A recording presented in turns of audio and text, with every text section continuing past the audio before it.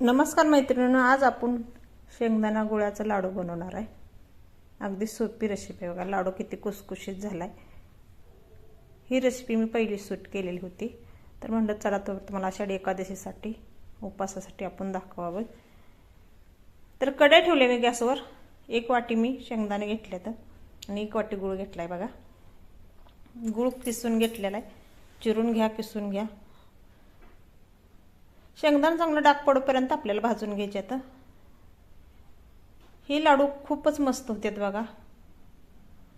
एखादच लहान मुलांनी कोणी केली तर मोठ्याने केली तर भूक राहणार आहे बघा। एक लाडू खाल्लं तर तुमचे आणि आपल्या शरीराला ऊर्जा देणार ही लाडू आहेत। शेंगदाणा आणि गुळाचा लाडू चवीला म्हणलं तर अप्रतिम होतात बघा।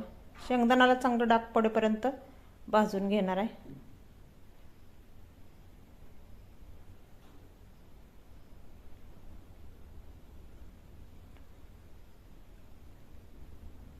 अर्धी वाटी मी खोबरं घेतले बघा। ही जास्त सुक्क पण नाही, जास्त वल्ल पण नाही, जराशी सुकलेलं खोबरं आहे। म्हणजे नारळ फोडून जरा सुकलेला नारळाचा आहे। तूप घातले बघा 1 चमचे मी खोबऱ्यात। तुपामुळे आपलं लाडू खूपच टेस्टी होतात। आता शेंगदाण्याची वरली साल निघते बघा। असं शेंगदाणा झाल्यात चांगलं, मी काढत नाही, सालीमध्ये पौष्टिकपणा जास्त असतो बघा। आता खोबरं घालू आपण। खोबऱ्याला पण कलर तांबूस होईपर्यंत मी भाजून घेतलेला आहे, तुपात परतून घेतलेला आहे। आता गूळ घालूया। अगदी झटपट लाडू होणार आहेत 5 मिनिटात बघा। सहज कोणीही बनवेल। 1 जायफळाचा तुकडा घातलाय आणि 4 वेलची घेतले, ते सोलून घालूया आपण।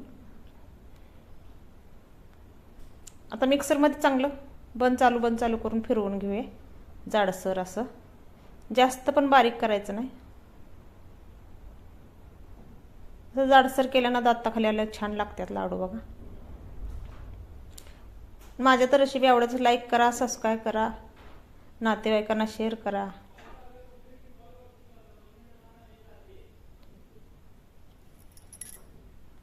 तर वाटत 1 चमचा तूप राहिलं होतं, आपण ते घालून घेऊया। 2 चमचे तूप घेतलं होतं मी। खूप मस्त लाडू होतात बघा शेंगदाणा गुळाचा। आणि आपण थोडंसंच खोबरं वापरलेलं आहे। अर्ध्या वाटीतलं पण अर्धच वाटी घेतलेले, पाव वाटी। खोबऱ्यामुळे पण अजून टेस्ट छान येते। एखादा जाडसर खोबऱ्यात तुकडा राहिला तर मी काढून घेतलाय बघा। आता आपण लाडू वळून घेऊया। दोन्ही अंगठ्यामध्ये असं दाबून दाबून लाडू बांधायचं। खूप मस्त होते आणि सोप्या पद्धतीने बघा। आषाढी एकादशीला तुम्ही 1 लाडू सकाळचं खाल्ला तर पोट भरणार आहे तुमचं, भूक थांबणार आहे बघा। कोण लहान मुलं असेल, मोठ्यांना, समजा वयस्कर माणसं पण एकादश उपवास करते ते आपल्यात आजोबा आजी असले तर त्यांना पण तुम्ही देऊ शकता बनवून। खूपच सोपे पद्धतीने बनते मी लाडू। ही असं गोल गोल बांधून घ्यायचं।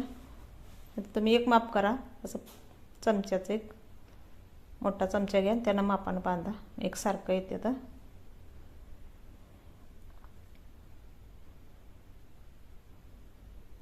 अशा पद्धतीने आपण सर्व लाडू बांधून घेतलेत बघा। आणि लाडूचा एकदा सुगंध सुटलाय गुळाचा आणि शेंगदाण्याचा, खोबऱ्याचा बघा। खूपच चवीला भारी झाल्यात। तुम्ही पण आषाढी एकादशीसाठी असं शेंगदाण्याचा लाडू बनवा आणि कसं झालं तर नक्कीच कमेंटमध्ये मला सांगा। माझ्याकडे पहिली रेसिपी आहे, मी तुम्हाला दाखवते। तर अशा पद्धतीने मी बनवून घेतलेत बघा सर्व लाडू।